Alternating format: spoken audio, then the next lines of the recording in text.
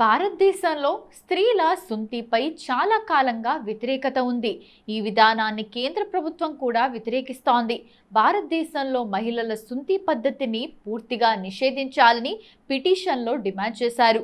ఒకరి వ్యక్తిగత భాగాన్ని తాకటం పోస్కో ప్రకారం నేరమని పిటిషన్లో చేర్చారు. మతం ముసుగులో బాలికలకు సుంతి చేయటం నేరమని, దానిని నిషేధించాలని కేంద్ర ప్రభుత్వం కూడా చెప్పింది.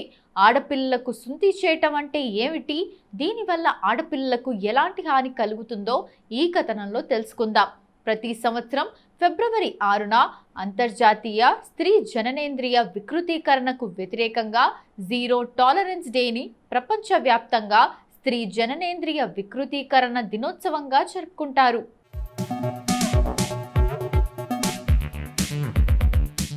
దీనికి సంబంధించి 2030 సంవత్సరం నాటికి స్త్రీ జననేంద్రియ వికృతీకరణ ఈ దుష్ట ఆచారానికి ముగింపు పలకాలని లక్ష్యంగా పెట్టుకున్నారు. ప్రస్తుతం దాదాపు 20 కోట్ల మంది మహిళలు, బాలికలు ఈ దురాచారానికి గురవుతున్నారు. అదే సమయంలో ప్రతి ఏటా దాదాపు 40 లక్షల మంది ఈ దురాచారానికి బలయ్యే ప్రమాదం ఉంది.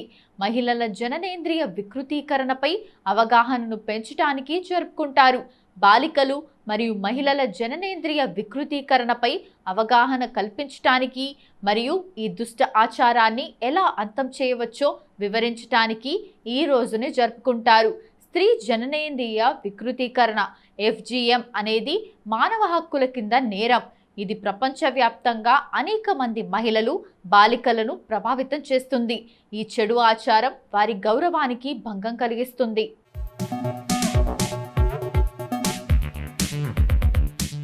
వారి ఆరోగ్యాన్ని దెబ్బతీస్తుంది. వారికి విపరీతమైన నొప్పినిస్తుంది. ఈ చెడు అభ్యాసం వల్ల చాలాసార్లు వారు చనిపోతారు కూడా. స్త్రీ జననేంద్రియ వికృతీకరణ అంటే ఏమిటి? ఆడపిల్లలు, స్త్రీల జననాంగాలను చిత్రం చేసే ఈ దుష్ట పద్ధతిని ఫీమేల్ జెనిటల్ మ్యూటిలేషన్ లేదా FGM అంటారు. సాధారణ పరిభాషలో దీనిని స్త్రీ సుంతి అని కూడా అంటారు. ఈ ప్రక్రియలో మహిళ యొక్క బాహ్య జననేంద్రియాలు కత్తిరించబడతాయి. ఈ ప్రక్రియకు గురైన బాలికలు తీవ్రమైన నొప్పి, అధిక రక్తస్రావం, ఇన్ఫెక్షన్, మూత్ర విసర్జన మరియు షాక్ వంటి సమస్యలను ఎదుర్కొంటారు. ఈ పద్ధతిని అనుసరించే సంఘం ఇది మహిళల లైంగిక కోరికను తగ్గిస్తుందని నమ్ముతుంది. సాధారణంగా స్త్రీలకు సుంతి చేసే సమయంలో వారు స్పృహ కోల్పోరు లేదా ప్రైవేట్ పార్ట్ యొక్క భాగానికి అనస్థీషియా చేయరు.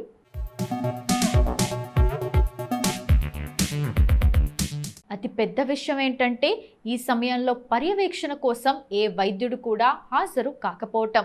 బోహ్రా కమ్యూనిటీకి చెందిన ఒక వ్యక్తి చెప్పిన దాని ప్రకారం ఈ అవయవం ఉండటం వల్ల అమ్మాయికి లైంగిక కోరికలు పెరుగుతాయని బోహ్రా సమాజంలో నమ్ముతారు. దానిని తీసేయటం వల్ల ఆమె లైంగిక కోరికను తగ్గిస్తుంది. ఆమె వివాహానికి ముందు ఏమీ చేయదు.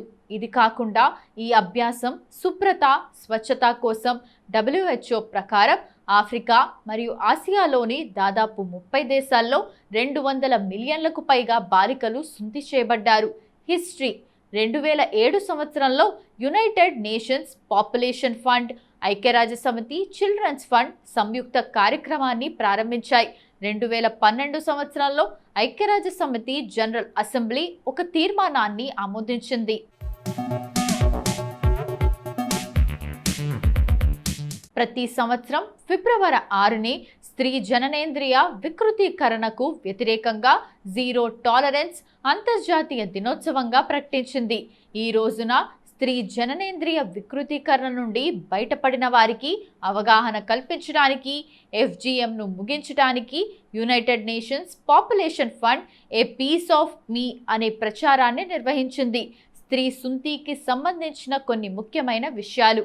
ప్రపంచ ఆరోగ్య సంస్థ ప్రకారం స్త్రీ జననేంద్రియ వికృతీకరణ అంటే బాలికలకు సుంతి చేయటం, వారి ప్రైవేట్ భాగాలను దెబ్బతీసే ప్రక్రియ. ఈ ప్రక్రియ వల్ల ఆడపిల్లలకు, మహిళలకు ఎలాంటి ఆరోగ్య ప్రయోజనాలు ఉండవు. ఈ ప్రక్రియ బాలికల్లో రక్తస్రావం, మూత్ర విసర్జన సమస్యలకు దారితీస్తుంది. తర్వాత తిత్తులు, ఇన్ఫెక్షన్లు, అలాగే ప్రసవంలో సమస్యలు, నవజాత శిశువుల మరణాల ప్రమాదం పెరుగుతుంది.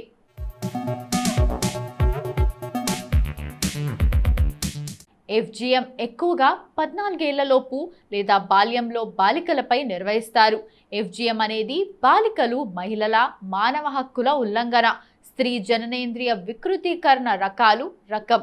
దీనిని క్లిటోరిడెక్టమీ అంటారు. ఇందులో క్లిటోరిస్ పూర్తిగా తొలగిపోతుంది. ఇది స్త్రీ జననాంగాల్లో ఒక చిన్న, సున్నితమైన మరియు నిటారుగా ఉండే భాగం.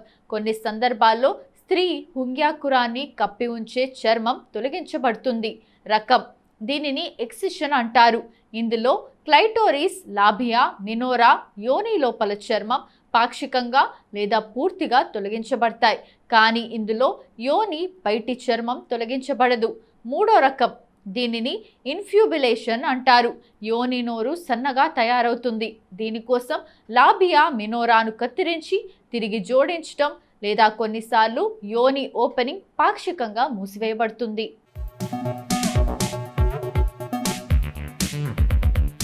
ఇప్పటి వరకు అంతర్జాతీయ స్త్రీ జననేంద్రియ వికృతీకరణకు వ్యతిరేకంగా జీరో టాలరెన్స్ డే గురించి మనకు తెలియని కొన్ని ఆసక్తికరమైన నిజాలు తెలుసుకున్నాం కదా. మరి ఫిబ్రవరి 6వ తేదీన ఒక్కసారి చరిత్రలోకి వెళ్ళి చూస్తే ఎంతో మంది ప్రముఖుల జన్మాలు జరిగాయి. మరి ఒక్కసారి చరిత్ర పుటల్లోకి వెళ్ళి నేడు జన్మించిన ప్రముఖులు ఎవరో తెలుసుకుందాం రండి.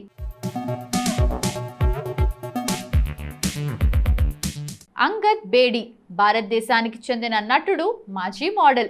ఆయన 2004లో కాయాతరన్ సినిమాతో సినీ రంగంలోకి అడుగుపెట్టి ఫాల్తూ, పింక్, డియర్ జిందగీ, టైగర్ జిందా హై సినిమాలో నటనకు గాను మంచి గుర్తింపు తెచ్చుకున్నాడు. అంగద్ బేడి భారత మాజీ క్రికెటర్ బిషన్ సింగ్ బేడి కుమారుడు. అంగద్ సింగ్ బేడి 1983 ఫిబ్రవరి 6న ఢిల్లీలో జన్మించారు.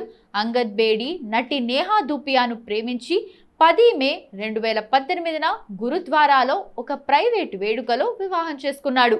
వారికి 18 నవంబర్ 2018న ఒక కుమార్తె, 3 అక్టోబర్ 2021న ఒక కుమారుడు జన్మించారు.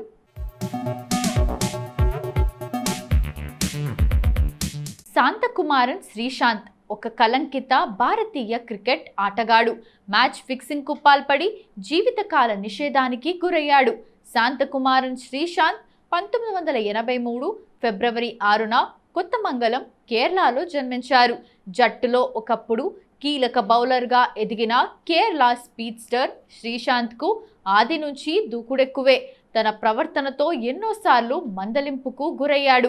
మైదానంలో ఏమాత్రం ఆవేశం ఆపుకోలేని తత్వంతో వివాదాస్పదంగా మారాడు. కేరళ తరపున రాంజీల్లో హ్యాట్రిక్ నమోదు చేసిన తొలి ఆటగాడిగా గుర్తింపు పొందిన శ్రీ అనవసరంగా ఉద్రేకపడే స్వభావంతో కెరీర్ను ఇబ్బందుల్లో పడేసుకున్నాడు. 2005లో ఛాలెంజర్స్ ట్రోఫీలో బాగా ఆడటంతో తొలిసారిగా జాతీయ జట్టుకు ఎంపికై ఆకట్టుకున్నాడు. ప్రత్యర్థి జట్టుకు ధారాళంగా పరుగులు ఇచ్చినా వికెట్లు తీయగలడని పేరు తెచ్చుకున్నాడు.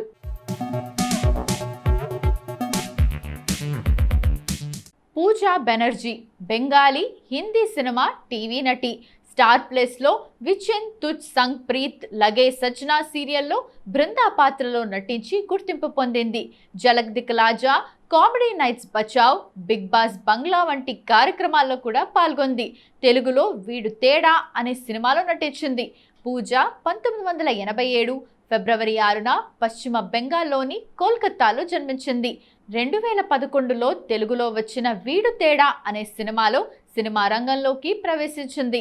హిరాన్ చాటర్జీతో కలిసి మాచో ముస్తానా సినిమాలో, దేవ్ అధికారి నటించిన రాజా చందా సినిమా ఛాలెంజ్ 2, మహాక్షయ్ చక్రవర్తి నటించిన సుజిత్ మోండల్ సినిమా రాకీల్లో నటించింది. కహానీ హమారే మహాభారత్ కి అనే సీరియల్తో తన నట జీవితాన్ని ప్రారంభించిన పూజ తర్వాత తుజ్ సంగ్ ప్రీత్ లగాయ్ సజ్నాలో సాధారణ పంజాబీ అమ్మాయి బృందా పాత్రలో నటించింది.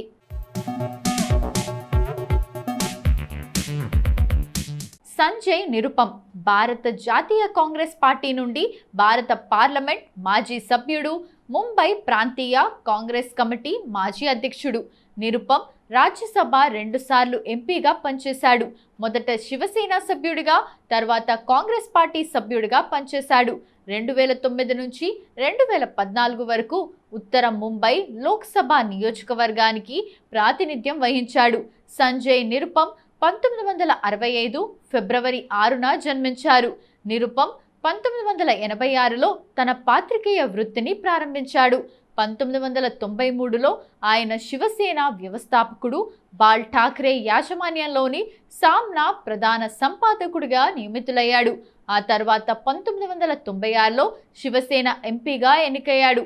అతను public accounts committee, PAC, finance committee వంటి పార్లమెంటరీ కమిటీల్లో సభ్యుడు.